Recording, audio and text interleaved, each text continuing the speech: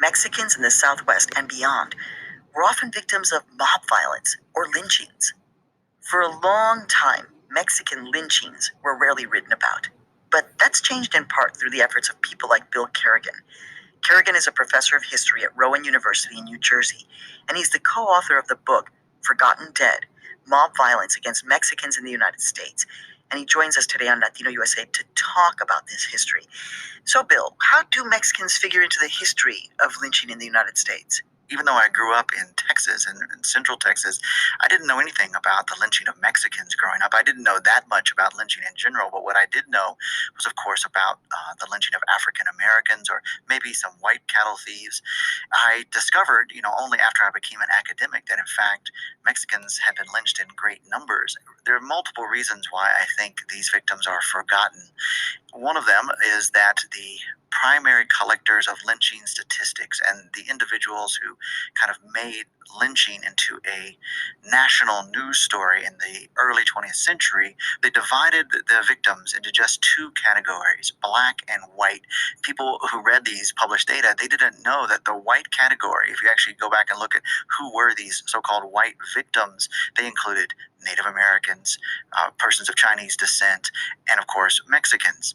You went through pretty methodically old newspaper articles that documented specific instances of lynchings of Mexicans in the Southwest and in other areas.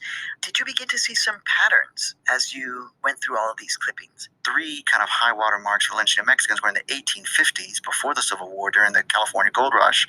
Then again during the 1870s, when there was lots of kind of conflict over the border and cattle prices and other things that raised and led to economic tension.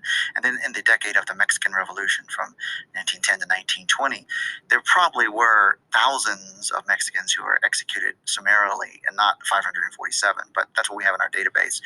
We also found, if people who know anything at all about the lynching of African Americans know that African Americans were often charged with the crime of rape. That was one of the main justifications that lynch mobs used to kind of motivate mobs to kill African Americans.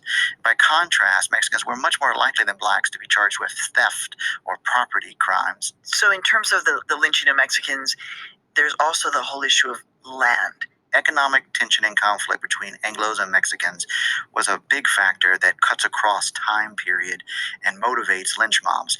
In the California Gold Rush, for example, Mexicans who had a mining background, the Mexicans who came in, they were much more likely to find good mining claims early on. And so these Anglo farmers from New York or wherever, the Midwest, who had no mining background, they would come. They weren't having success, and these Mexicans were having success, and they believed, well, we just fought a war, they shouldn't have it, and so they said, if you don't leave, we'll kill you. And we have one episode that we talk about in particular, which we think kind of illustrates this. What happened was, in this one particular case, there was a wealthy Mexican landowner named Toribio Lozano, and he owned land on both sides of the border. He had a large ranch in Texas, and what happened is that he employed shepherds to oversee his flock of sheep, and local Anglos wanted to force Lozano to sell. And so what they did was they went onto his property and hanged and left hanging to trees all of his shepherds of his property. We think that was a very clear message that we're not going to allow you to economically succeed, and you better just go ahead and sell your land. So how did the Anglo establishment essentially justify this? I mean, what was the narrative that was put out in the world in terms of these lynchings of Mexicans? So in the particular case of the shepherds that worked for Lozano, there was some attempt to make it look as if they had been killed by Native Americans. But of course, Native Americans rarely hanged people from trees. That didn't really work. The most common justification given by Anglos throughout the Southwest was that the frontier conditions of the Southwest necessitated people taking the law into their own hands. They argued the courts were weak, they were ineffective, and that was their justification. So the question of impunity, a legal system allowing the attacks against Mexicans, was there a turning point? Did that change? That was a case in Raymondville, Texas, in South Texas. There was an Anglo sheriff who actually had lynched a man and his two sons, the Nunez family. And what he did was he took them out of jail and he executed them in the middle of the night and left their bodies to rot. And for years, the story that he gave, which was that they tried to escape, was taken at face value by all levels of authorities and no investigation was done. It was over. But what happened in 1926 and 1927 is something different.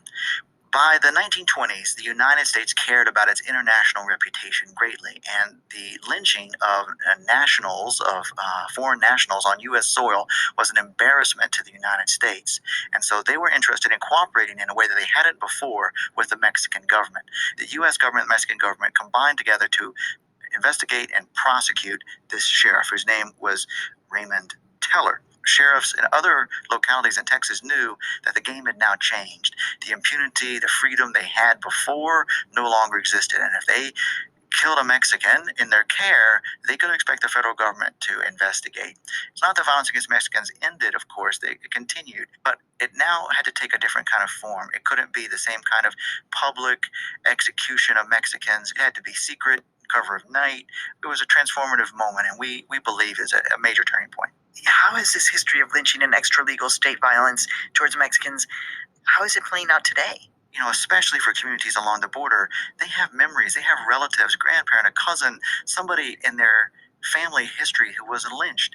And to kind of not have this story well known, it's going to kind of make dialogue about current issues, whether it's about the police or politics or immigration, it's going to be a stumbling block to kind of productive discussion going forward.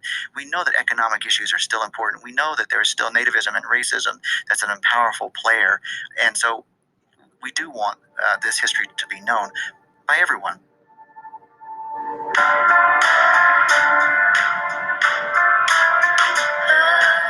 Bill Kerrigan is the co-author with Clive Webb of the book Forgotten Dead: Mob Violence Towards Mexicans in the United States.